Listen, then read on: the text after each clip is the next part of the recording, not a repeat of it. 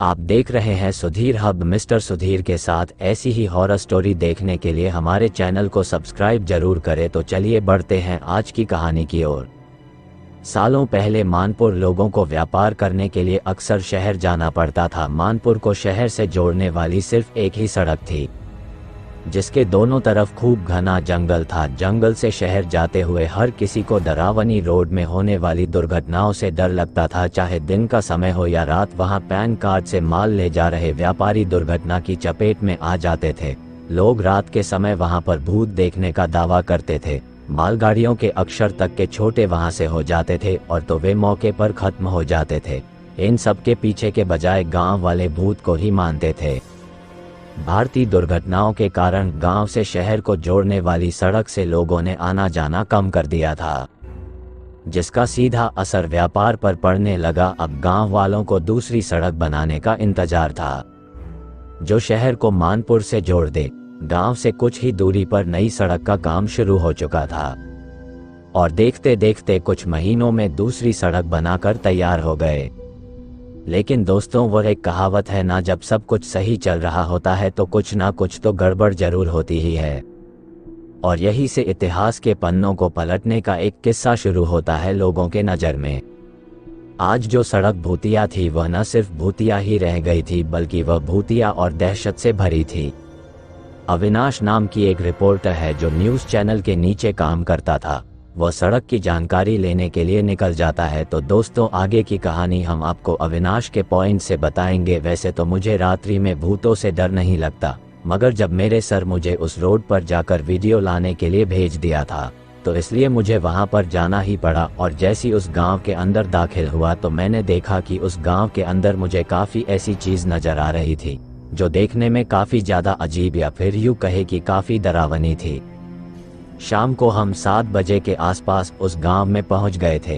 इन दिनों दिसंबर का महीना चल रहा था, तो ऐसे में ठंड का होना भी लाजमी था। फिर जैसे तैसे रात होती जा रही थी, तो वैसे वैसे हमारा काम भी बढ़ता जा रहा था। मैंने कैमरा अच्छे से सेट कर लिया था। मैं अपने खास रिपोर्टर को अपने साथ ले जाने वाला था, जिसका नाम अभिजीत था। हम दोनों के चेहरे पर थोड़ा बहुत डर तो साफ साफ झलक रहा था, लेकिन उसके साथ ही अगर हमने मिशन सक्सेस कर लिया तो फिर हमारा प्रमोशन भी हो सकता था।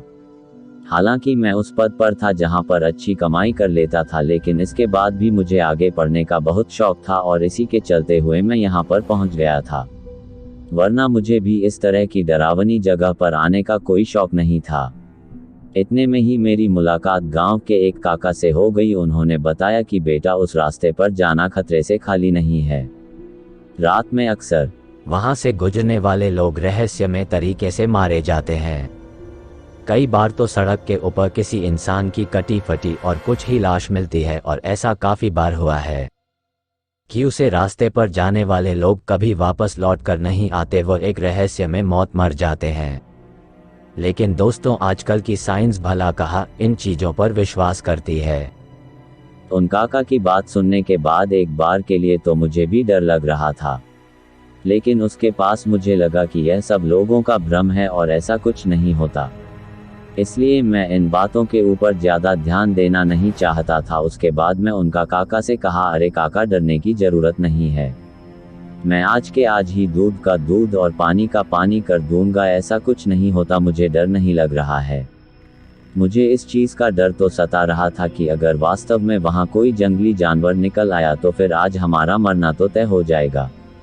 इसलिए हमने अपनी जेब में एक पिस्टल भी डाली थी, ताकि हम उसे चीज का सामना कर सके जो हमारे ऊपर अटैक कर रहे हो। आज की पूरी रात हम इस रास्ते के बीच में गुजारने वाले थे, चाहे इसके लिए हमारी जान ही क्यों ना चली जाती है। उसके बाद मैं अभिजीत की तरफ देखा और अपना बैग अपने कंधे पर लटका लिया, और फिर हम दोनों वहां से निकल पड़े। जाते जाते मेरे और अभिजीत के बीच यही सब बातें हो रही थी कि वास्तव में ये गांव काफी ज्यादा सुनसान है और इस गांव के लोग भी काफी अनपढ़ हैं, जिस वजह से इनके अंदर अभी भी अंधविश्वास फैला हुआ है। उसके बाद हम दोनों यूं ही बातचीत करते हुए आगे की तरफ बढ़ने लगे और फिर कुछ देर के बाद हम दोनों वहां पर पहुंच गए जहां पर हमें आज की रात बितानी थी।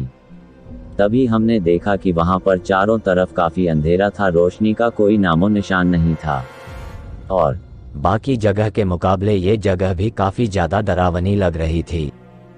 मगर उसके बाद हमने उस चीज के ऊपर ज्यादा ध्यान नहीं दिया और कहीं पर आग जलाने का बंदोबस्त करने लगे, क्योंकि ठंड लगातार बढ़ती जा रही थी और हमारे पास ठंड से बचने के लिए आग जलाना एक बेहतर ऑप्शन था। इसलिए मैंने आग जलाने के लिए इधर उधर सूखी पत्तियां और सूखी लकड़ी उठा लिया और फिर उसके आजू बाजू में बैठ गए। मगर हमारे लिए इतना काफी नहीं था। अब हमें थोड़ी देर के लिए वीडियो शूट भी करना था, इसलिए मैंने कैमरा उठा लिया और अपने साथी रिपोर्टर के साथ वीडियो बनाने में जुट गया। मैंने पहले वीडियो की एक क्लिप बना ली थी और अभी इस वीडियो के टेलीकास्ट करने के लिए इसे अपने मैनेजर के पास भेजने की कोशिश की तो मैंने पाएगी यहाँ पर तो नेटवर्क ही नहीं था। मुझे थोड़ा गुस्सा तो आया, लेकिन नेटवर्क के आगे हमारी भी क्या चल सकती थी, इसलिए मैं अपने सहकर्मी रिपोर्टर के साथ जाकर वापस से वही बैठ गया। अब हम दोनों इधर उधर की बातें करते में बिजी हो गए कि तभी अचानक से एक हवा के झोंके ने वहां के सन्नाटे को एकदम से चीर दिया। दरअसल वो हवा का झोंका इतना तेज था कि एक बार के लिए हमारे कान भी सुन्न हो गए थे और हम दोनों इधर उधर देखने लगे, लेकिन हमें वहां पर कोई भी नजर नहीं आ रहा था। हालांकि वहां पर काफी ज्यादा अंधेरा था, तो अंधेरे के अंदर किसी भी आदमी का नजर आना नामुमकिन था। फिर उसके बाद मैंने अपने मोबाइल की टॉर्च को जलाया और आजू बाजू में देखने लगा, लेकिन मोबाइल की टॉर्च को ऑन करने के बाद भी मुझे वहां कोई भी नहीं दिखा। इसलिए मैंने फिर से उस चीज के ऊपर ज्यादा ध्यान नहीं दिया और अपने मोबाइल में ही वीडियो को एडिट करने लगा। और तभी एक आवाज आई और उस आवाज को सुनकर ऐसा लगा कि जैसे कोई हमारे आजू बाजू में कोई है और वो हमें देख सकता है, लेकिन हम दोनों पूरी चाहत होने के बावजूद भी उसे देख नहीं पा रहे थे। जब मैंने अपने साथी रिपोर्टर को ये बात बताई तो उसने बताया कि उसे भी ऐसा ही महसूस हो रहा है और फिर कुछ ऐसा हुआ जिसके बारे में हमने कभी सोचा तक नहीं था। आते वक्त में हमने यह नहीं सोचा था कि वहां पर जाने के साथ हमारे साथ कुछ ऐसा हो जाएगा। अभी हम दोनों बैठे ही थे कि तभी वहां पर एक लाल रंग की चुनरी लहराने लगी और उसे चुनरी को देखकर ऐसा लग रहा था कि वह किसी महिला की चुनरी थी। बहुत देर तक हमने इधर उधर देखने की कोशिश की, मगर हमें वहां पर कोई भी नजर नहीं आया। हमें वो सिर्फ लाल कलर की चुनरी ही लटकती हुई नजर आ रही थी और उसे चुनरी के लटकने का जो शीर्ष था वह एक पेड़ था। उसे पेड़ के आड़ से हमें वह लटकती हुई चुनरी नजर आ रही थी। कहीं ऐसा भी तो हो सकता था उस पेड़ के पीछे कोई महिला हो। यही सब देखने के लिए अब हम दोनों उसकी तरफ बढ़ने लगे। हमारी जान हलक में आ गई थी, मगर हम किसी भी तरह से वहां पर पहुंच चुके थे। जैसे ही हम वहां पर पहुंचे तो हमने देखा कि वहां पर कुछ खास नहीं था। वहां पर सिर्फ एक लाल रंग की चुनरी थी। लेकिन दूसरी बार हैरानी हमें तब हुई जब हमें उस चीज का एहसास हुआ। वहां पर हवा का तो कोई भी नामो निशान तक नहीं था। फिर ये लाल रंग की चुनरी ऑटोमेटिक हवा में कैसे लहरा सकती थी? सच में ये काफी अजीब था। लेकिन फिर हमने उस लाल चुनरी को वहीं पर रख दिया और दोनों वापस से आगे की तरफ बढ़ने लगे। लेकिन तभी हमें एक आवाज सुनाई दी कि तुम दोनों ने यहाँ पर आकर बहुत ही बड़ी गलती कर दी है। फिर इसी ही बीच हमने अपना कैमरा ऑन कर लिया था। एक तरफ जहाँ पर मैं कैमरे के अंदर देख रहा था तो मुझे वहाँ पर एक काली औरत खड़ी हुई दिखाई दे रही थी। मुझे तो हैरानी इस बात की हो रही थी कि जब मैं अपने कैमरे के बजाय असलियत में मैं वहां कुछ देखने की कोशिश कर रहा था, तब मुझे कोई भी नजर नहीं आ रहा था। लेकिन जैसी मैं उस स्थान को कैमरे के अंदर देखने की कोशिश करता तो वहां एक परछाई के साथ साथ उसका पूरा का पूरा शरीर उसे कैमरे के अंदर कैप्चर हो गया था। और फिर इसी चीज का विश्वास दिलाने के लिए मैंने अपना कैमरा अपने दोस्त के हाथ में थमा दिया। जब उसने भी सामने की तरफ देखा तो उसके भी पैर कांपने लगे और अब मैं समझ गया था कि अब उसने भी वह खौफनाक और डरावना मंजर देख लिया था जिसे देखने के लिए हमें इतनी देर से उतावले हो रहे थे। और हमें ऐसा ही लग रहा था कि भूत प्रेत जैसा कुछ नहीं होता, हम जिन चीजों को गलत साबित करने के लिए यहाँ पर आए थे अब उन्होंने हमारे ऊपर अटैक करना शुरू कर दिया था। मैंने अपने दोस्त के कंधे पर हाथ रखा और उसे यहाँ से भागने को कहा, लेकिन जैसे मैंने उसके शरीर को हाथ लगाया तो मुझे ऐसा लग रहा था कि मैं किसी ठंडी डेड बॉडी के ऊपर अपना हाथ रख रहा हूँ। मेरा साथी पूरी तरह से सिकुड़ गया था और मैं उसे हिलाने की कोशिश तो कर रहा था, लेकिन मेरी पूरी ताकत लगाने के बाद भी वह वही का वही जमा हुआ था। ऐसा प्रतीत हो रहा था कि उसे सांप सूंघ गया हो। काफी देर तक मैंने उसे होश में लाने की कोशिश की लेकिन वह एक ही जगह पर स्थित रहा। उसके बाद मैंने उसके कान में कुछ बोलने की भी कोशिश की लेकिन वह हिलने का नाम तक नहीं ले रहा था। वह किसी बर्फ की तरह जमा हुआ था। जब मुझे लगा कि अब मुझे अपनी जान बचाकर यहाँ से भागना चाहिए तो उसके बाद मैं वहाँ से भागना शुरू कर दिया और अब मैं कहीं पर भी रुकना नहीं चाहता था, क्योंकि अगर मैंने कोई भी छोटी मोटी गलती कर दी तो फिर मेरी मौत निश्चित थी। मगर इसी बीच मैं अपने साथ ही सहकर्मी को अकेला छोड़ दिया था।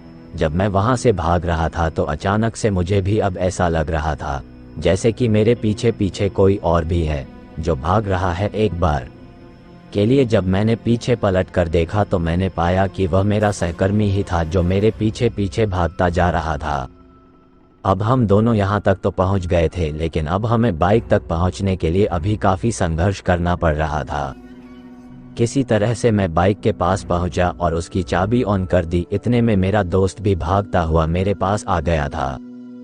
उसके हाथ में कैमरा था और हमने कैमरा में साफ साफ उस महिला का वीडियो बनाया था और आज हम ये खुलासा कर देने वाले थे कि दुनिया में भूत पिशाच भी होते हैं। मगर इससे पहले कि बाइक स्टार्ट हो पाती कि अचानक से वहां का पूरा माहौल बिगड़ने लगा। आसमां में काले बादल छा गए थे और जोरों से बिजली कड़क रही थी। किसी तरह से हम दोनों वहां से निकलने की कोशिश करने लगे लेकिन हमारी बाइक अब स्टार्ट नहीं हो रही थी। जब काफी देर तक कोशिश करने के बाद भी हमारी बाइक पर कोई असर नहीं हुआ तो उसके बाद हमने पैदल पैदल भागना शुरू कर दिया और किसी तरह से अपनी जान बचाकर हमने अपने बाकी रिपोर्टर्स के पास जाकर उन्हें सारी बात बताए। हमारी बातें सुनने के बाद उन्हें एक बार भी हमारी बातों पर विश्वास नहीं हुआ, लेकिन जिस तरह की दशा उन्होंने हमारी देखी थी उससे साफ जाहिर हो रहा था कि जो लोग भूत प्रेत पर विश्वास नहीं करते, अगर वो इस तरह की बात कर रहे हैं तो जरूर इसके पीछे कोई ना कोई तो कारण होगा। दोस्तों, उसके बाद उन लोगों ने वहां पर जाकर देखने की भी कोशिश की लेकिन उन्हें वहां पर कोई नहीं देखा। उस दिन के बाद आज तक मैंने कभी भी उसे तरह के भूतिया का रास्ते पर कोई भी रिपोर्टिंग करने की कोशिश नहीं की है। और साथ ही जब हमने उसे कैमरे को ओपन करके उस महिला की तस्वीर को देखने की कोशिश की तो उसे कैमरे में कुछ भी नहीं था, जिससे हमें झूठा साबित होना पड़ा। मगर उसे घटना को हम झूठला नहीं सकते, क्योंकि आज भी उसको याद करके हमारी रूह पूरी तरह से कांप जाती है।